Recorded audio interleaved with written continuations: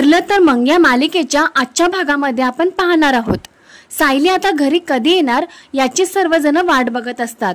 पूर्ण आजी तर खूपच खुश असतात। घरामध्ये सगळेजणच सायली येण्यासाठी तयारी करत असतात। नंतर पूर्ण आजी अस्मिता आणि प्रियाला पण कामाला लावतात। प्रिया थोडी चिडलेली असते। ती मनात विचार करते सायली जिवंत परत येणार मग हत्तीवरनं साखर वाटा। प्रिया ही रागातच असते। तर थोड्या वेळातच अर्जुन हा सायलीला घेऊन घरी येतो। तिला बघून घरातले सर्वजणच खूप खुश होतात। सगळेजण तिच्या स्वागतासाठी दरवाजा समोर जातात। सायली घरात येणारच असते तेव्हा पूर्ण आजी म्हणतात थांब, मला माझ्या नास सुनेची दृष्ट काढायची आहे। आणि मग पूर्ण आजी सायलीची दृष्ट काढतात। नंतर प्रतापराव सायलीला म्हणतात पुन्हा आमच्या जीवाला असा घोर लावू नकोस बाई। आणि पूर्ण आजी पण इमोशनल होऊन सायलीला म्हणतात परत असल्या कारणासाठी बाहेर नाही जायचं, मला नाही सहन होणार। सर्वजण हे ऐकून इमोशनल होतात। दुसरीकडे महिपत हा खूप नशेमध्ये असतो। नागराज तर खूप घाबरलेला असतो। तेव्हा नागराज म्हणतो तू या पक्याला मारून टाकलंस, आता आपल्या अंगलट तर नाही ना येणार। तेव्हा महिपत म्हणतो महिपतच्या अंगलट येत नसतं आणि तो त्याच्या दुसऱ्या माणसाला बोलवतो आणि त्याला म्हणतो घेऊन जा याला आणि याच्या सोबत जे दुसरे दोघे जण होते ना त्यांना बक्षीस घ्यायला बंगल्यावर या असं माझा निरोप द्या। आणि तो माणूस ठीक आहे म्हणत त्या पक्याला तसंच फरकटत घेऊन जातो। पण नागराज हा खूपच घाबरलेला असतो। इकडे घरी सर्वजण हॉलमध्ये बसलेले असतात। सर्वजणच खूप खुश असतात। नंतर विमल सायलीला चहा घेऊन येते। पण अश्विन म्हणतो सायली वहिनीला काही दिवस पथ्य असणार आहेत आणि त्यांना चहा चालणार नाही।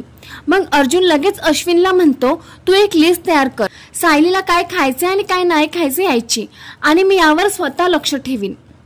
हे ऐकून सर्वजणच खूप आनंदी होतात। नंतर अर्जुन एक जोक करतो की हा चहा आता वाया जाणार, काही हरकत नाही मी पितो आणि सर्वजणच हसायला लागतात। त्यानंतर पूर्ण आजी म्हणतात आज खूप दिवसांनी सर्वजणच खूप हसले आहेत, नाहीतर माझ्या डोळ्यातलं पाणी काही थांबतच नव्हतं। तेव्हा सायली पूर्ण आजींना म्हणते आजी मला माफ करा, माझ्यामुळे तुम्हाला खूप त्रास झाला।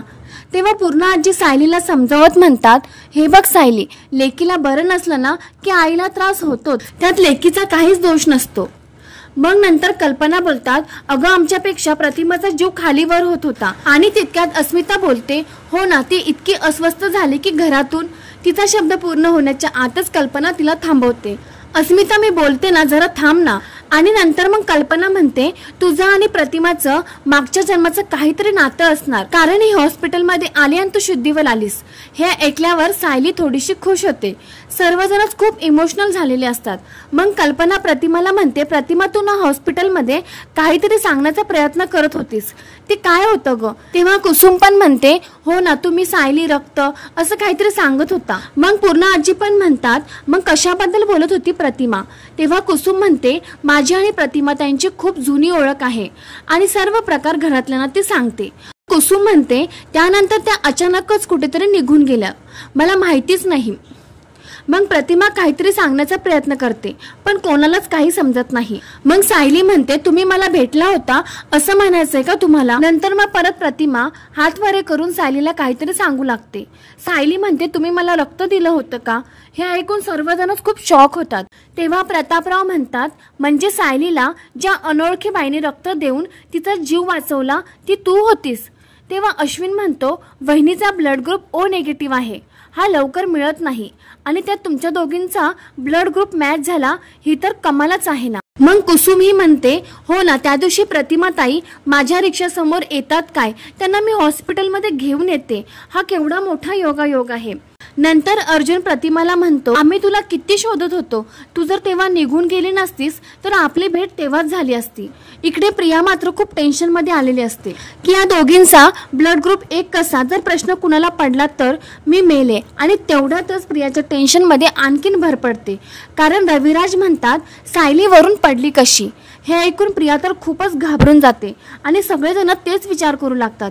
तेव्हा सायली मनामध्ये विचार करते, मी जर आता प्रियाचं नाव घेतलं तर रविराज काकांना खूप वाईट वाटेल आणि घरातलं वातावरण पण बिघडेल. पण या प्रियाला तर धडा शिकवायलाच हवा. सायली काही बोलणार इतक्यात प्रियाच म्हणते, बाबा अपघात कसा झाला याचं काही उत्तर कुठे असतं का?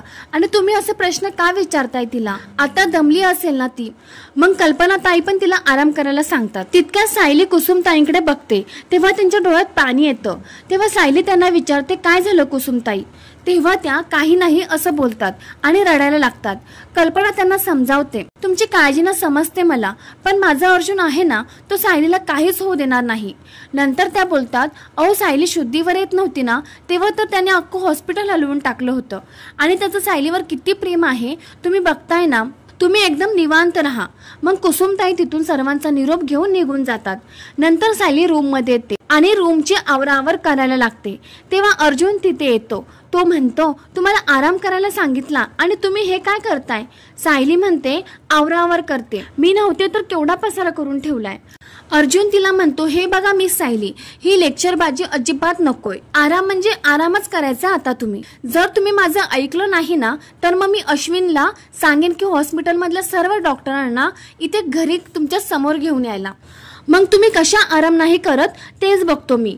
मग सायली म्हणते, त्यापेक्षा मी विश्रांती घेते.